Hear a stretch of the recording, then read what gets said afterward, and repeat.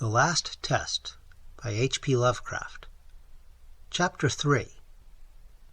Meanwhile, San Francisco, the epidemic still on the lips of all, seethed with anti-Clarendon feeling. Actually, the cases outside the penitentiary were very few, and confined almost wholly to the lower Mexican element, whose lack of sanitation was a standing invitation to disease of every kind.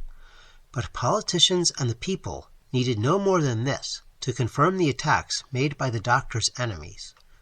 Seeing that Dalton was immovable in his championship of Clarendon, the malcontents, medical dogmatists, and ward healers turned their attention to the state legislature, lining up the anti-Clarendists and the governor's old enemies with great shrewdness, and preparing to launch a law with a veto-proof majority transferring the authority for minor institutional appointments from the chief executive to the various boards or commissions concerned. In the furtherance of this measure, no lobbyist was more active than Clarendon's chief assistant, Dr. Jones. Jealous of his superior from the first, he now saw an opportunity for turning matters to his liking, and he thanked fate for the circumstance. Responsible indeed for his present position, of his relationship to the chairman of the prison board. The new law, if passed, would certainly mean the removal of Clarendon and the appointment of himself in his stead. So, mindful of his own interest, he worked hard for it. Jones was all that Clarendon was not, a natural politician and sycophantic opportunist who served his own advancement first and science only incidentally. He was poor and avid for salaried position, quite in contrast to the wealthy and independent savant he sought to displace. So, with a rat-like cunning and persistence, he labored to undermine the great biologist above him, and was one day rewarded by the news that the new law was passed. Thenceforward, the governor was powerless to make appointments to the state institutions, and the medical directorship of San Quentin lay at the disposal of the prison board. Of all this legislative turmoil, Clarendon was singularly oblivious.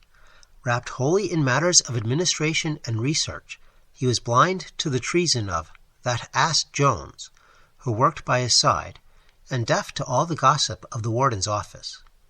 He had never in his life read the newspapers, and the banishment of Dalton from his house cut off his last real link with the world of outside events. With the naivete of a recluse, he at no time thought of his position as insecure.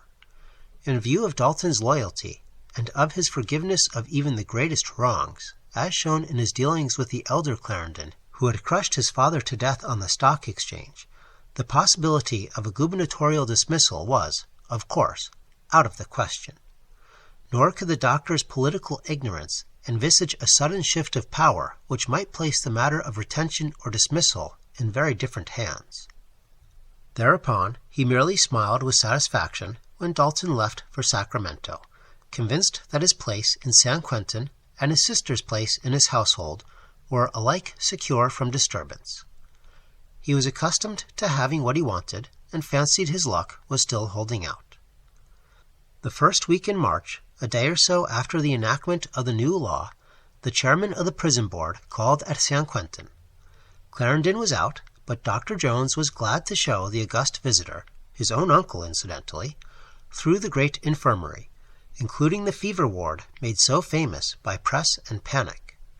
By this time, converted against his will to Clarendon's belief in the fever's non-contagiousness, Jones smilingly assured his uncle that nothing was to be feared, and encouraged him to inspect the patients in detail, especially a ghastly skeleton, once a very giant of bulk and vigor, who was, he insinuated, slowly and painfully dying because Clarendon would not administer the proper medicine.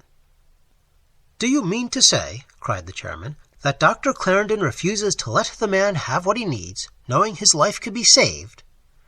"Just that," snapped Dr. Jones, pausing as the door opened to admit none other than Clarendon himself.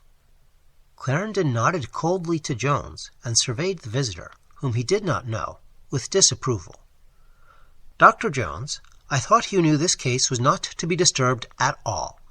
And haven't I said that visitors aren't to be admitted except by special permission?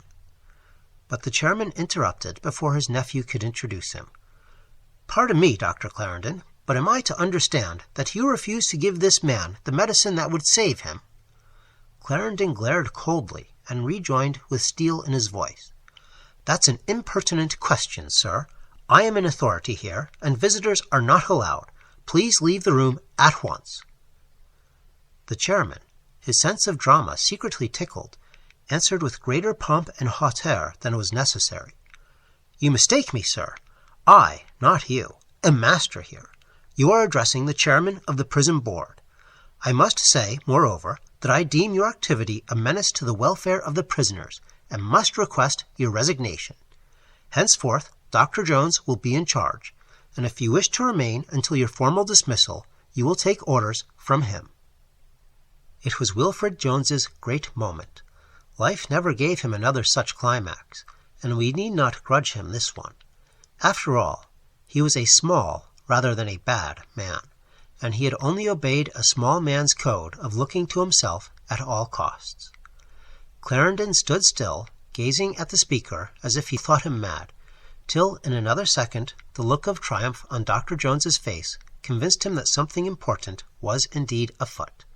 He was icily courteous as he replied, No doubt you are what you claim to be, sir, but fortunately my appointment came from the governor of the state, and can therefore be revoked only by him. The chairman and his nephew both stared perplexedly, for they had not realized to what lengths unworldly ignorance can go. Then the older man, grasping the situation, explained at some length. Had I found that the current reports did you an injustice, he concluded, I would have deferred action. But the case of this poor man and your own arrogant manner left me no choice. As it is— But Dr. Clarendon interrupted with a new razor sharpness in his voice. As it is, I am the director in charge at present, and I ask you to leave this room at once. The chairman reddened and exploded. Look here, sir! Who do you think you're talking to? I'll have you chucked out of here! Damn your impertinence! But he had time only to finish the sentence. Transformed by the insult to a sudden dynamo of hate, the slender scientist launched out with both fists in a burst of preternatural strength of which no one would have thought him capable. And if his strength was preternatural, his accuracy of aim was no less so, for not even a champion of the ring could have wrought a neater result. Both men, the chairman and Dr. Jones, were squarely hit, the one full in the face and the other on the point of the chin. Going down like felled trees, they lay motionless and unconscious on the floor, while Clarendon, now clear and completely master of himself, took his hat and cane and went out to join Sarama in the launch. Only when seated in the moving boat did he at last give audible vent to the frightful rage that consumed him.